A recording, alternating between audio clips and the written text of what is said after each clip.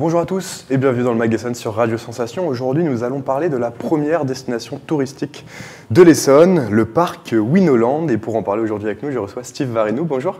Bonjour Corentin. Merci d'être avec nous. Vous êtes le directeur de la communication du parc Winoland, alors qui s'appelait auparavant Babyland Amiland à Saint-Pierre-du-Perret. Alors l'année 2022 a été une année record pour le parc avec 230 000 visiteurs. Est-ce que vous vous attendiez à un tel chiffre ?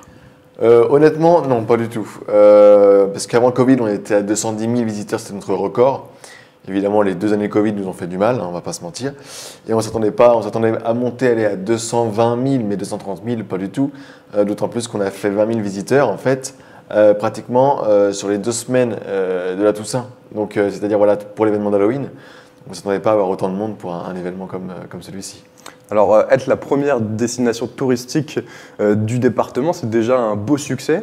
C'est important aussi, finalement, de devenir une marque en Essonne et de profiter de cette implantation locale et d'être vraiment la première destination touristique essonnienne. C'est important déjà, premièrement, pour le plaisir de nos visiteurs qui sont de plus en plus nombreux. Et effectivement, le fait d'avoir plus de visiteurs, ça veut dire plus d'investissement. Et donc pour des manèges plus sensationnels ou encore des choses aussi beaucoup plus visuelles dans le parc, comme des décors ou autres. Donc effectivement, c'est important pour nous, et on est très fiers évidemment, d'être la première destination touristique de l'Essonne.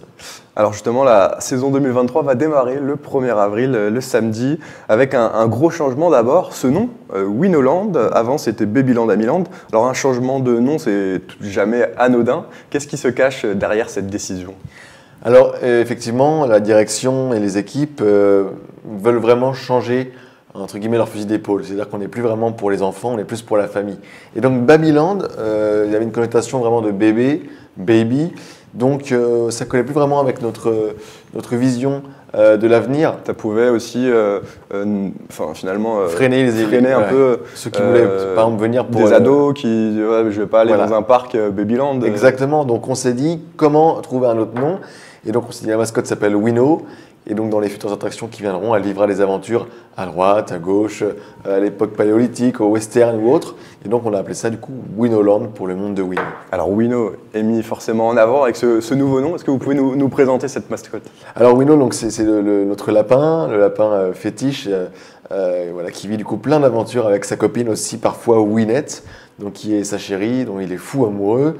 Et donc, voilà, c'est vraiment le but de ce nouveau nom aussi, de cette renaissance, on va dire, du parc, de faire vivre du coup les aventures aux mascottes. Alors l'histoire du parc en tant que tel a démarré en 2008. Il fête donc cette année quasiment ses 15 ans. C'est ça. Quels sont les défis qui vous attendent maintenant pour justement ne pas se reposer sur ses lauriers, maintenant que vous êtes vous avez battu encore une fois ce record et que vous êtes devenu la première destination touristique de l'Essonne. Comment continuer et poursuivre cette dynamique ? Toujours plus de projets, tout simplement. En tout cas, l'équipe aime les projets, la direction aime les défis. Donc voilà, se surpasser nous-mêmes, en fait, c'est ça surtout, sans pour autant trop en faire. Parce qu'effectivement, c'est comme ça qu'on pourrait se casser la figure. Et c'est vraiment pas le but. Nous, on veut juste faire plaisir à nos visiteurs. Et donc voilà, mais quand même se lancer des défis, justement pour qu'à chaque visite, ils disent « Ah oui, décidément, ça a encore évolué ». Et du coup, nous, ça nous fait plaisir aussi. Finalement, qu'il y a un intérêt aussi à revenir. Alors, vous avez lancé cette année une campagne de recrutement de saisonniers. 100 postes étaient à pourvoir. Une grosse campagne, ça représente un nombre non négligeable d'emplois pour la région, pour le secteur aussi. Quels sont les métiers nécessaires à la vie du parc ? Alors principalement, évidemment, il y a les opérateurs d'attractions, parce que c'est quand même eux qui font tourner les attractions. Il y en a assurer la sécurité. La sécurité. Voilà, on est dans un parc d'attractions d'abord pour les manèges, donc on va pas. C'est vraiment la chose la plus importante. Ensuite, il y a la restauration parce que généralement, on est quand même bien entre 2-3 manèges manger et bien. En plus de ça, nous, on a notamment un restaurant qui fait des entrecôtes et voilà, on n'est pas vraiment sur du parc comme tout le monde connaît les burgers. On en fait, mais voilà, on a vraiment cette capacité à pouvoir faire des plats. C'est ça qu'il faut retenir. Voilà, un peu plus élaborés comme du coup l'entrecôte ou le porc au miel. Voilà, donc des choses plutôt sympathiques. Ensuite, il y a l'animation. L'animation parce qu'il faut faire vivre les personnages Wino et Winette, c'est très important. Et puis évidemment, tout ce qui est entretien visuel, que le parc soit toujours propre quand les visiteurs arrivent, c'est vraiment le plus important. Alors l'année dernière, vous étiez venu sur ce plateau justement pour présenter la nouvelle attraction, le Pteranodon, un manège de 32 mètres de haut sur le thème des dinosaures. Alors comment le public a-t-il réagi en le testant? Alors on a malheureusement ouvert sur le tard l'attraction, on l'a ouvert au début août seulement parce que ensuite la guerre de l'Ukraine, etc., on a eu beaucoup de mal sur les chantiers à faire venir le matériel, mais les gens ont réagi, mais comme on l'espérait, même plus que ça, parce qu'ils étaient vraiment subjugués par un décor avec du béton projeté, les cascades, la musique qui est intégrée dans le manège. Alors, on monte et la musique monte avec nous, avec les synthés qui vont de plus en plus haut. En plus, on a fait ça avec Imagecore, qui ont quand même fait des musiques pour Walt Disney, qui ont fait des musiques des plus grands parcs du monde. Donc c'était vraiment pour nous une fierté, évidemment, de l'ouvrir.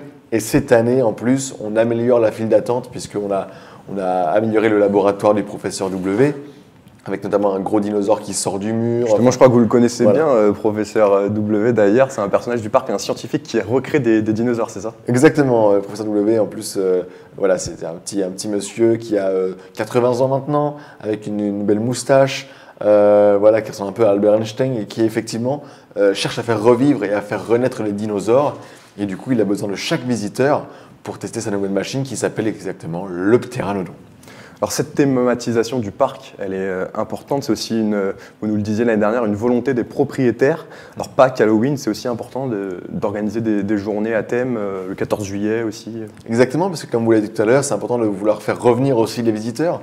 Donc chaque animation, chaque événement, chaque thématisation nouvelle est prétexte effectivement à les fidéliser et à les faire revenir pour notre plus grand plaisir à nous et pour leur aussi, évidemment. Alors cette année, il y a une nouveauté, si on en croit le flyer. Alors, est-ce que vous pouvez nous en dire un petit peu plus? Bien sûr, alors le Pteranodon reste entre guillemets une nouveauté cette année, hein, parce qu'elle est ouverte vraiment de toute la saison.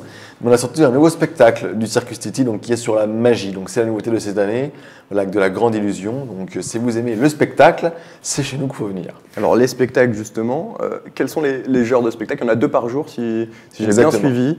Quels sont les genres de spectacles qui sont proposés? Alors toujours par la troupe du Circus City, hein, c'est vraiment notre troupe de spectacle. C'est une famille formidable. Donc voilà, il y a d'abord à 14h30 un spectacle burlesque, donc avec le cirque tel qu'on le connaît traditionnel, le jonglage, le diabolo, les sketchs de clowns, les cerceaux aériens.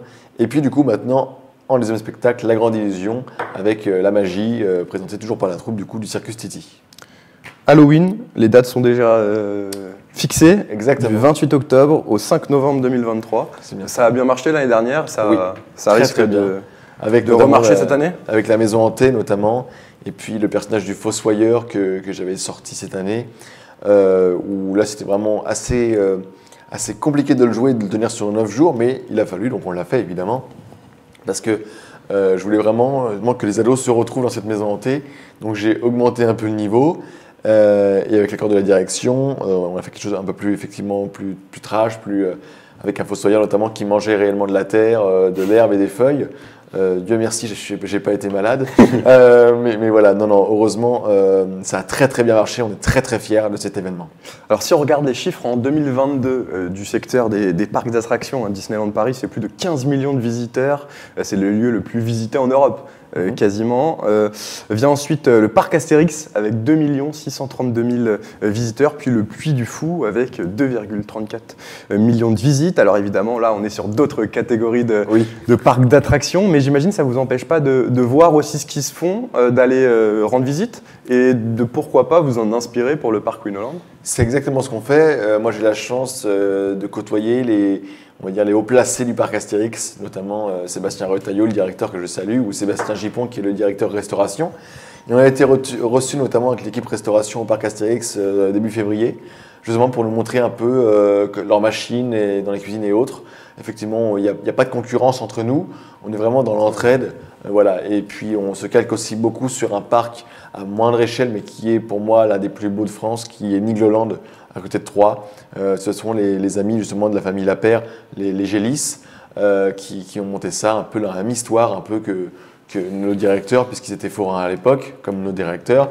et ils ont monté leur parc exactement comme nous. Donc on se calque aussi beaucoup à eux et souvent ils donnent beaucoup de conseils et c'est que bénéfique pour nous. Et bah, merci beaucoup Steve Varidou. Merci à vous de m'avoir reçu. D'avoir été avec nous dans le Mag-Essonne. Je rappelle que vous êtes le directeur de la communication du parc Winoland à Saint-Pierre-du-Perret et que le parc réouvrira donc ce samedi 1er avril. Et vous pouvez retrouver plus d'infos sur le site internet du parc winoland.fr et vous pouvez réécouter cette émission en replay sur notre site internet et sur notre application Radio Sensation.